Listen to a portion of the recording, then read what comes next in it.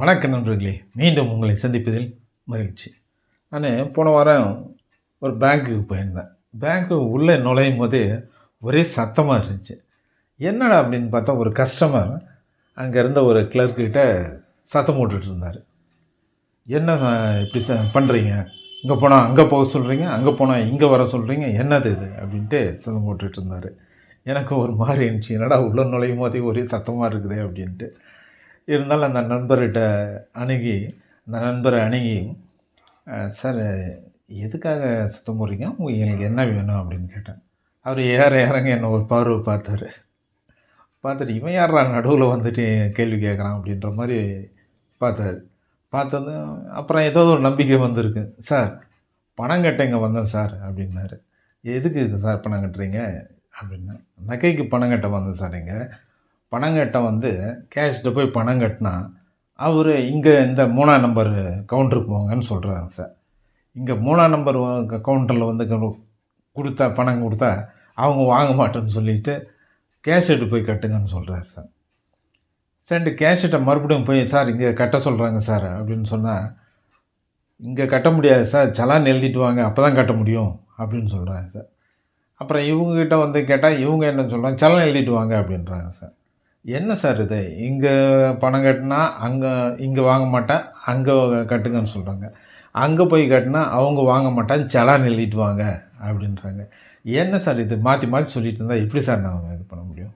அதுக்கு தான் சார் கோவம் வந்துருச்சு, சத்தம் போட்டேன் அப்படின்னு சொன்னார். இவருக்கு எப்படா புரிய வைக்கிறதுன்னு யோசிச்சேன்.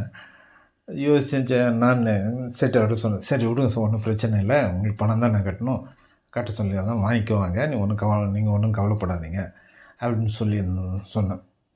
அவர் நம்பிக்கை இல்லாமல் தான் என்னை பார்த்தாரு. அப்புறம் ஒரு விஷயம் சொல்கிறேன் சார், கோச்சிக்காதீங்க, தெரிஞ்சுக்கிங்க அப்படின்றதுக்காக சொல்கிறேன்னாரு. என்ன சார் அப்படின்னாரு.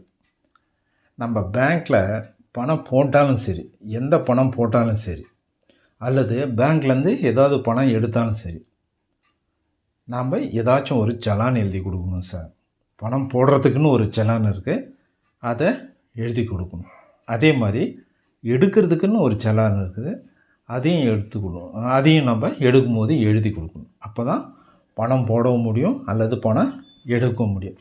நம்ம சும்மா பணத்தை மட்டும் கொடுத்து இதை வாங்கிக்கோங்கன்னு சொன்னால் அவங்க வாங்க மாட்டாங்க சார், வாங்க முடியாது. ஏன்னா உங்கள் கணக்கு அக்கௌண்ட்டு, உங்கள் கணக்கு பேர், எந்த அக்கௌண்ட்டு, நகை அக்கௌண்ட்டா, சேமிப்பு அக்கௌண்ட்டா, சேமிப்பு கணக்கா, அல்லது வேறு ஏதோ கணக்கா, இதெல்லாம் அங்கே இருக்கிறவங்களுக்கு தெரியாது. ஸோ நீங்கள் எழுதி கொடுத்தீங்கன்னா தான் அந்த கரெக்டாக அந்த அக்கௌண்ட்டில் அவங்க பணம் வரவு வைக்க முடியும் சார். அதனால தான் அதுக்குன்னு சலான் இருக்குது, அதை நீங்கள் எழுதி கொடுக்கணும் சார். எழுதி கொடுத்தீங்கன்னா அவங்க வாங்கிக்குவாங்க அப்படின்னு சொன்னேன். நீங்கள் இவ்வளோ சொல்கிறீங்க சார், அவங்க ஒன்றும் சொல்லலை சார், அவங்க போய் பணம் கட்டுன்னு தான் சார் சொன்னாங்க அப்படின்ட்டு கொஞ்சம் கோவப்பட்டு சொன்னார். அப்புறம் அவர்கிட்ட நான் சொன்னேன், சார் இந்த சின்ன விஷயத்தை பெரும்பாலும் நிறைய பேருக்கு தெரிஞ்சிருக்கும், உங்களுக்கும் தெரிஞ்சிருக்கும் அப்படின்னு நினச்சிட்டு அவங்க அங்கே போய் கட்டுங்கன்னு சொல்லியிருக்காங்க. சரி உங்களுக்கு இதுவரையிலும் தெரியலன்னாக்க இப்போ தான் நான் சொல்கிறேன் இல்லைங்களா, இந்த சலான் எடுத்து ஃபில்லப் பண்ணி கட்டிடுங்க, இல்லைன்னா அந்த சலான் கொண்டு வாங்க, நான் வேணால் ஃபில்லப் பண்ணி கொடுக்குறேன் அப்படின்னு சொன்னேன். ஒரு நிமிஷம் என்ன பார்த்தேன், சார் நீங்கள் எவ்வளோ பொறுமையாக சொல்கிறீங்க, அவங்க ஒன்றுமே இது மாதிரி விளக்கமாகவே சொல்லலை சார் அப்படின்னு சொன்னாங்க. பரவாயில்லைங்க, நான் தான் சொல்கிறேன்னு இல்லை, அது மாதிரி செய்யுங்க அப்படின்னு. உடனே அவர் போய் சலான் எடுத்து அப்புறம் பணம் கட்டினார், அப்புறம் வேலையை பார்த்தாரு. ரைட்டு. ஸோ நான் இது எதுக்கு சொல்கிறேன்னா, சின்ன சின்ன விஷயம் கூட நிறைய பேர்த்துக்கு தெரியாமல் இருக்குது. பணம் கட்டும் போதும் சலான் கொடுக்கணும், பணம் எடுக்கும் போதும் சலான் கொடுக்கணும். இந்த சின்ன விஷயம் கூட தெரியாமல் நிறைய பேர் இருக்காங்க. அவங்களுக்கு நம்ம அது கரெக்டாக சொல்லலைன்னா, கரெக்டு விதத்தில் சொல்லலைன்னா அவங்களுக்கு கோபம் வரதான் செய்யும். அந்த அப்ரோச் இருக்குது இல்லைங்களா, அது கரெக்டாக நம்ம அப்ரோச் பண்ணணும், இல்லைனாக்கா அவங்களுக்கு கோபம் வரதான் செய்யும். ஸோ இதுக்காக தான் நான் சின்ன சின்ன விஷயத்தை கூட நான் யூடியூப்பை போடுறது. இது மாதிரி இருக்கிற மக்களுக்காக தான், அப்பாவி மக்களுக்காக தான், பேங்கை பற்றி ஒன்றும் தெரியாதுன்ற மக்களுக்காக தான் இந்த சேனலே ஆரம்பித்தது. அவங்களுக்காக தான் நான் இது வீடியோவே போடுறது. சில நண்பர்கள் என்ன பண்ணுறாங்க, கிண்டல் அடிப்பாங்க, எனக்கு இது கூட தெரியாதா, நாங்கள் என்ன அவ்வளோ முட்டாளா, நீங்கள் இதுக்கெல்லாம் ஒரு வீடியோ போட்டுட்ருக்க அப்படின்ட்டு சில நண்பர்கள், 1-2 நண்பர்கள் அது மாதிரி கமெண்ட் அடிக்கிறது உண்டு தான். அது அவங்க அடிச்சுட்டு போகிறாங்க.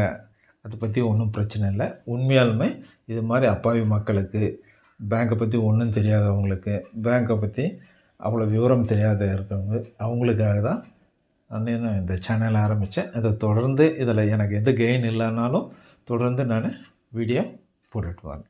ஸோ இப்படி ஒரு சம்பவம் நடந்தது. அவங்களுக்கு இப்படி உதவி செஞ்சேன். அவங்க நல்லபடியாக பணம் கட்டிட்டு போயிட்டாங்க. ஸோ இதுதான் என்னுடைய குறிக்கோள். பேங்கை பற்றி மற்றவங்களுக்கு சொல்லணும் அப்படின்றது தான், விவரங்கள் சொல்லணும் அப்படின்றது தான் என் குறிக்கோள். அதுக்காக தான் இந்த சேனல் ஆரம்பித்தேன். நன்றி, வணக்கம்.